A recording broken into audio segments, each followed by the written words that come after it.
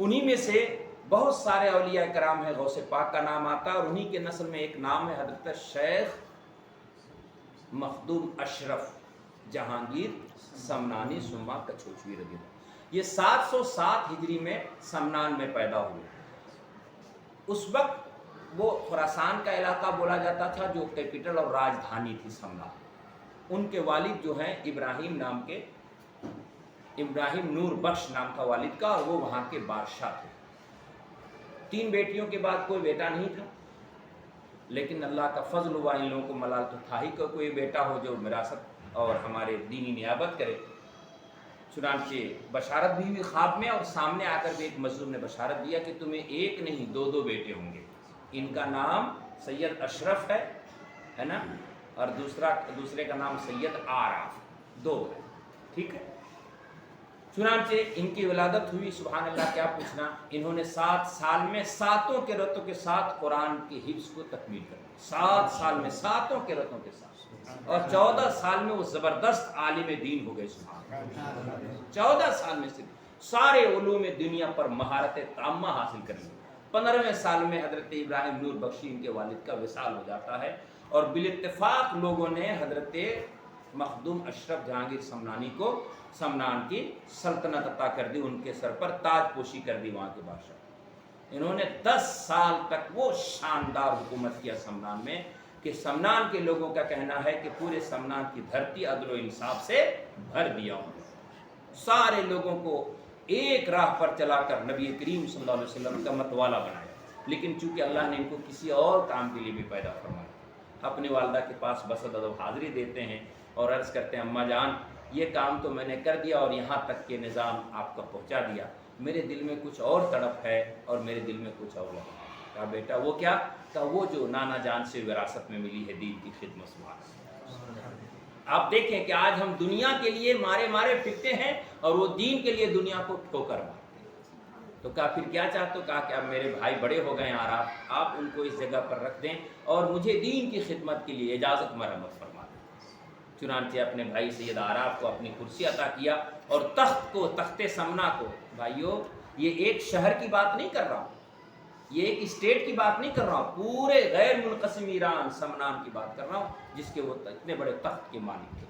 انہوں نے ٹھوکر ماری، اور پھر اتنے بڑے شہنشاہ جن کا لباس کتنا قیمتی، جن کا عمامہ کتنا قیمتی، جن کے سواری کتنے قیمتی، مگر لوگوں نے اپنی آنکھوں سے دیکھا کہ جب یہ وہاں سے پیدل نکلے مراکش کی دھرتی کی طرف اولیاء کرام سے ملاقات کر کے دینی تبلیغ کو خوبصورت طریقے سے پیش کرنے کے لیے، ٹرینڈ ہونے کے لیے، تو لوگوں نے دیکھا کہ یہ پیدل چل رہے تھے، مراکش کے تپتے ہوئے صحرا تھے، اور ان کے ننگے پاؤں تھے۔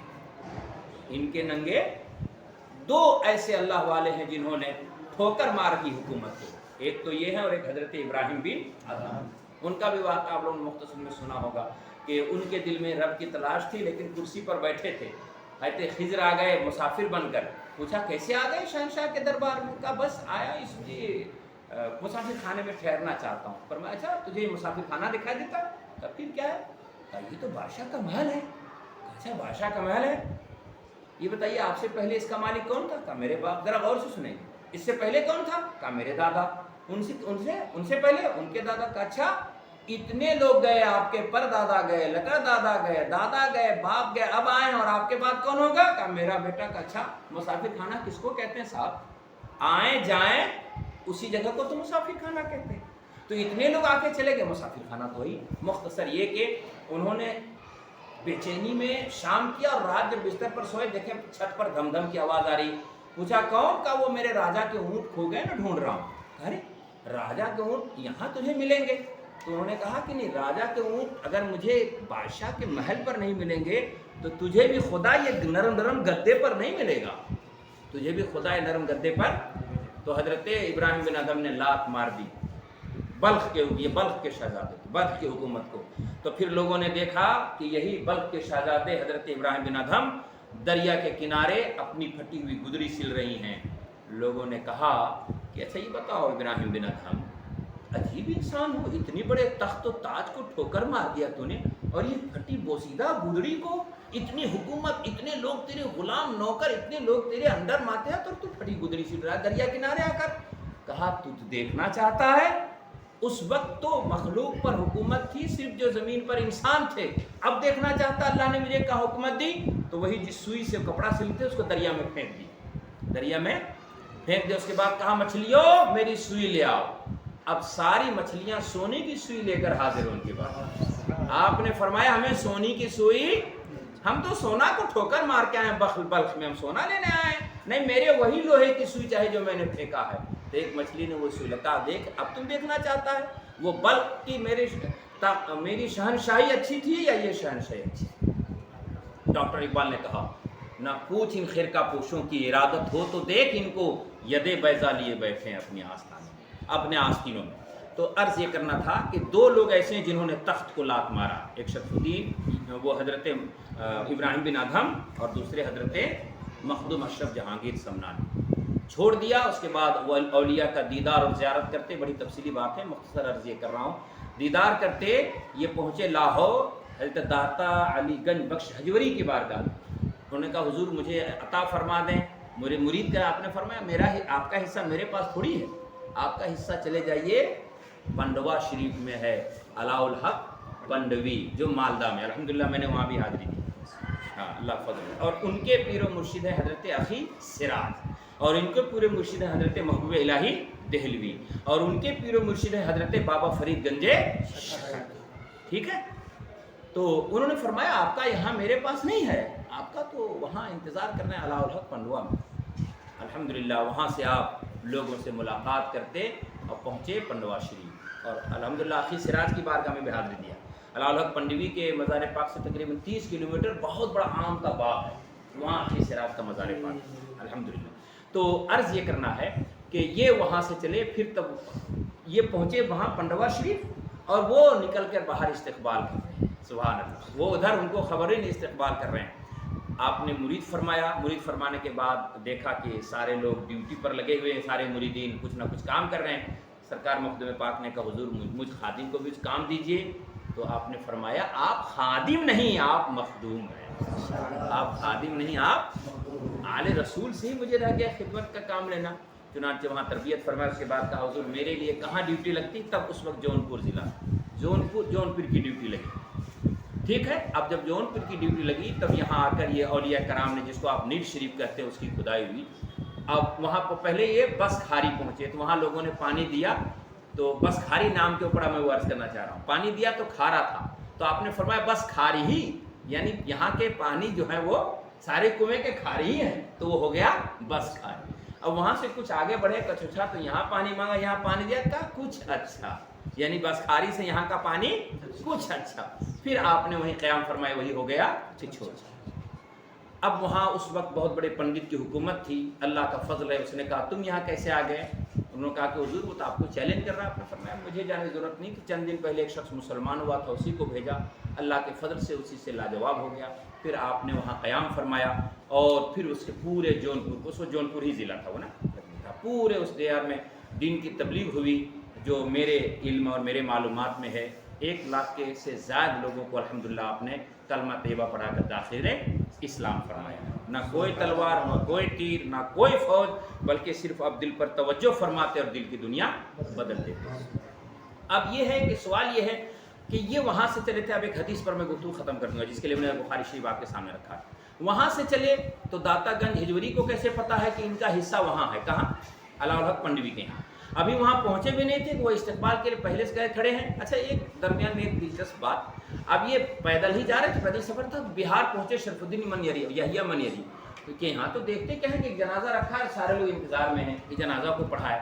تو یہ پہنچے تو کہا کہ اچھا, تو پوچھا کہ آپ کا نام کیا ہے, بتائے سید اشرف کا. تو آپ ہی کے لیے وصیت فرمایا شرف الدین یحییٰ منیری نے کہ آپ ہی جنازے کی نماز پڑھائیں.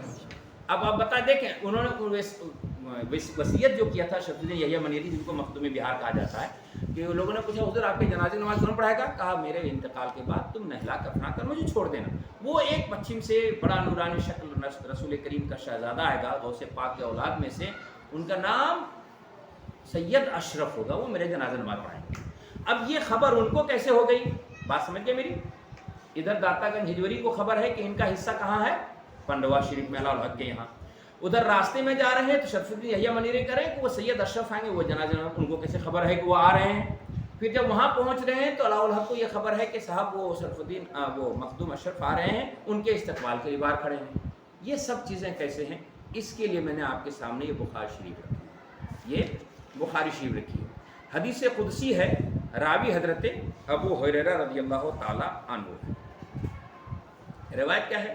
ان ابی ہریرہ رضی اللہ تعالی عنہ قال، حضرت ابو ہریرہ رضی اللہ تعالیٰ عنہ فرماتے ہیں کہ رسول کریم صلی اللہ تعالیٰ علیہ وسلم نے ارشاد فرمایا، کیا فرمایا؟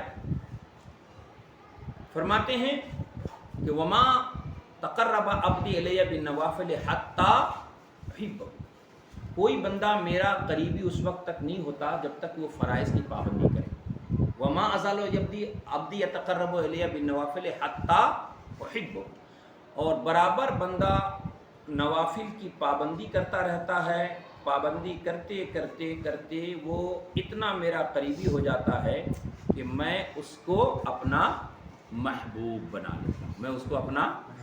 اب ذرا سنیے، جب محبوب بناتا ہوں تو کیا ہوتا ہے؟ یہ ہے آپ کے سامنے بخاری شریف جس کو میں نے لے کر رکھا ہے، صفحہ نمبر 963 ہے، جلد ثانی ہے، کتاب الرقاق باب التواضع، ٹھیک ہے؟ اللہ تعالیٰ فرماتا ہے بندہ جب نوافل پڑھ کے میرا قریبی ہوتا ہے تو فَكُنْتُ سَمْعُهُ الَّذِي يَسْمَعُ بِهِ، وہ شرف الدین وہ کیا کہتے ہیں، داتا گنج ہجوری کیسے سن رہے ہیں، وہ شرف الدین یحییٰ منیری کو کیسے خبر ہو رہی ہے، ادھر علاء الحق پنڈوی کو مالدہ میں کیسے خبر ہو رہی ہے، اس کا راز یہ حدیث قدسی کھول رہا ہے، یہ حدیث قدسی۔ رب فرماتا ہے میں اس کی سماعت ہو جاتا ہوں، وہ اپنی سماعت سے نہیں، وہ میری قوت سماعت سے سنتا ہے۔ وَبَصْرُهُ الَّذِي يَبْصُرُ، وہ حضرت مخدوم اشرف شرف الدین یحییٰ منیری کیسے دیکھ رہے تھے کہ سید اشرف آ رہے ہیں، یہ اللہ جواب دے رہا ہے، یہ حدیث قدسی ہے تو نبی کی زبان مگر حدیث قدسی ہے۔ یہ میں بخاری لے کے اسی لیے بیٹھا ہوں آپ کے سامنے کہ دیکھیں ہم لوگ حدیث جانتے ہیں اور معلوم ہے کہ نہیں، یہ دیکھیں آپ فرماتے ہیں وَبَصْرُهُ الَّذِي يُبْصِرُ بِهِ، اور وہ میں اس کی آنکھ ہو جاتا ہوں جس سے وہ دیکھا کرتا ہے۔ تو شرف الدین یحییٰ منیری رب کی قدرت کی آنکھ سے دیکھ رہے تھے کہ سید اشرف آ رہے ہیں، جنازہ تیار ہوگا اور وہ پہنچ جائیں گے یہاں پر۔ اچھا صاحب، اب سیم وہ وہی دیکھ رہے ہیں مالدہ والے علاء الحق پنڈوی، یعنی کہ ان کو بھی اللہ نے آنکھ میں یہ طاقت دے رکھی، وہ دیکھ رہے ہیں۔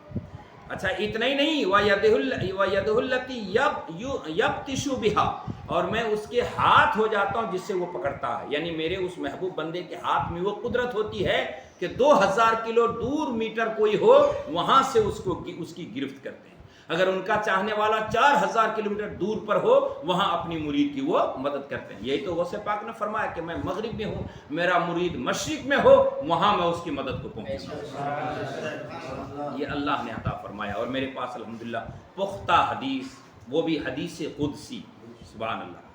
اور آگے فرماتے ہیں وَرِدُلُهُ الَّتِي يَمْشِي بِهَا، اور وہ جو ہے نا کہ مخدوم صاحب کیسے چلے وہاں سے، کہاں سے، سمنان سے، آپ لوگ بھی کچھ دہرایا کریے، سمنان سے چلے اور وہاں تک پیدل پہنچ کے، کہہ رہے ہیں وہ ان کے پیر میں اللہ کی خاص قدرت کی جلوہ گری ہوتی ہے کہ وہ گھنٹوں کا سفر منٹوں میں طے کر کے وہاں سے وہاں پہنچ جاتے ہیں۔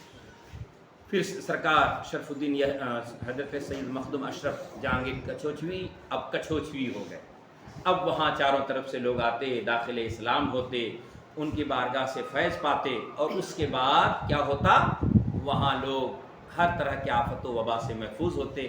سید عبدالرزاق ان کے ساتھ تھے۔ اب تقریباً 808 ہجری کو وصال کا وقت جب آیا تو ان کے خلیفہ و جانشین سرکار سید عبدالرزاق نورین جو ان کے بھانجے ہیں، بغل میں مزار شریف ہے، انہوں نے پوچھا کہ حضور اتنے خلق خدا کو اپنی چوکھٹ دکھا دیے ہیں، آپ کہہ رہے ہیں کہ اب میں جانے والا ہوں تو ان کو سنبھالے گا کون، ان کے دکھ درد کا علاج کون کرے گا؟ اسی دن مخدوم اشرف نے فرمایا تھا کوئی بات نہیں، جو آج میری ظاہری زندگی میں آ کر اللہ کا فضل پا رہے تھے، میں قبر میں بھی ہوں گا پھر بھی ان کو فیض وہ ملتا رہے گا۔ آج جو فیض مل رہا ہے وہ ان کا وعدہ ہے، اللہ کا فضل فیض پا رہے ہیں۔ اللہ ہمیں اور آپ کو ان اپنے محبوب اور مقرب بندوں کا ایسے ہی عاشق اور دیوانہ بنا رہے، اور فخر سے کہیں کہ کوئی ڈانسر، ایکٹر، کرکٹر سے نسبت رکھتا ہے، ہم مخدوم پاک سے نسبت رکھتے ہیں، ہم غوث پاک سے نسبت رکھتے ہیں۔ اور رسول کریم نے یہ سند عطا فرمائی، اسی بخاری میں کئی جگہ حدیث ہے، مناقب عمر جلد اول میں کئی جگہ ہے کہ جب نبی سے ایک دیہاتی نے سوال کیا قیامت کب قائم ہوگی، تو آپ نے فرمایا ما عطلھا، تم نے کیا تیاری کیا ہے؟ تو اس نے کہا ولا کثیرا صوم ولا صلاۃ ولکن احب اللہ ورسول، بہت زیادہ روزہ نماز تو نہیں ہے مگر اللہ اس کے رسول سے محبت۔ تو نبی نے فرمایا تو جس سے محبت کرتا ہے قیامت کے دن اسی کے ساتھ تیرا حشر ہوگا، انت ما من احببتا۔ تو حدیث کے راوی حضرت انس، ذرا سنیے انس کیا کہتے ہیں، اس دن میں اتنا خوش ہوا کہ آج تک کبھی اتنا خوش نہیں ہوا تھا۔ کیوں؟ کہتے ہیں آج تو یقین ہو گیا، انا اکون یوم القیامہ ما ابی بکر و عمر و عثمان، تب تو قیامت کے دن میں ابو بکر و عمر عثمان کے ساتھ ہوں گا۔ وَإِن لَمْ أَعْمَلْ بِمِثْلِ أَعْمَالِهِمْ، اگرچہ مجھے یہ اقرار ہے کہ میرا عمل ابو بکر و عمر کی طرح نہیں ہے، پھر بھی مجھے یہ یقین ہے کہ میرا حشر ابو بکر و عمر کے ساتھ ہوگا، کیونکہ قیامت کا معاملہ عمل پر نہیں ہے، ایمان پر ہے۔ قیامت کس پر ہے؟ ایمان پر ہے۔ اس لیے رسول کریم نے فرمایا محبت پر ہے، فرمایا جو جس سے محبت کرتا ہے اس کے ساتھ ہوگا قیامت کے دن حشر۔ تو مجھے ابو بکر و عمر سے محبت ہے، نبی نے سند دے دیا کہ جو جس سے محبت کرتا ہے قیامت کے دن اس کا حشر اس کے ساتھ ہوگا۔ الحمدللہ، تو ہم نبی سے، تمام انبیاء سے، تمام صحابہ سے، تمام اولیاء سے، تمام ائمہ سے محبت کرتے ہیں۔ اس لیے اس حدیث کی روشنی میں، بخاری کی حدیث کی روشنی میں، وہ بھی امام بخاری نے جس کو کئی جگہ لکھا، اس کی روشنی میں یہ ہم یقین سے کہہ سکتے ہیں کہ ہم ان سے محبت کرتے ہیں، انشاءاللہ قیامت میں حشر ہمارا انہی کے ساتھ ہوگا۔